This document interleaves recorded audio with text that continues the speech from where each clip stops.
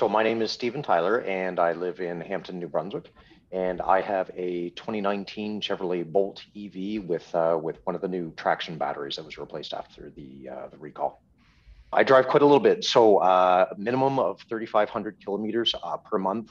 There in the last year, there have been some months where I've done almost 4,500 kilometers in a month, and average costs could be anywhere between like $70 to $110 for electricity for energy costs.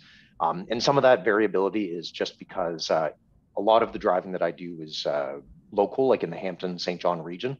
So at the end of the night, I just go home and I charge. I have a level 2 charging station at home, and that is the most economical way to charge. But if I'm out and I need to charge, I can use a DCFC charger, but obviously they cost more than my level 2 charger at home. So I just really try to charge as much as I can at home, just because it's the cheapest. I drive my Bolt every day. It's my commuter vehicle, and after driving it, I don't want to drive anything else. My first choice will always be the Bolt. And my long-term goal, my gas-powered vehicle will need to be replaced in probably about 3 years. And so I would seriously consider purchasing a second EV at that time. The big thing of note is that since I purchased the electric vehicle, my gas-powered vehicle basically sits in the yard. Like I drove it 8,000 kilometers last year, as opposed to the year before, where I drove over 25,000. So a big shift there. We just try to use the electric vehicle for everything, especially with the fuel prices so high right now. We just try to use the EV for everything that we can, because the savings is there. Highly recommend. I think that everybody has a different journey on what they want to get for in a vehicle.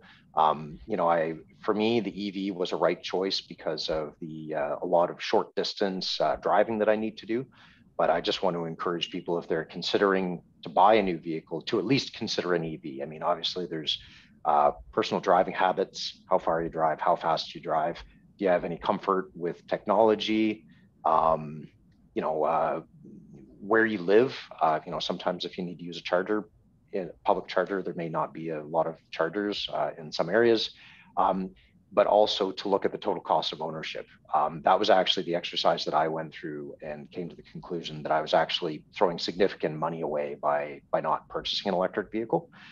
So I actually did an assessment of my costs year over year for my gas-powered commuter vehicle, and I found that I could spend I had a smaller commuter vehicle and a larger gas-powered commuter vehicle, and spending anywhere between $5,000 and $7,000 between insurance, gas, maintenance, repairs. And with the EV, I figured, look, a conservative case would be that I save over $3,500 a year, and especially in the present time with $2 a liter fuel, the savings are far larger than that.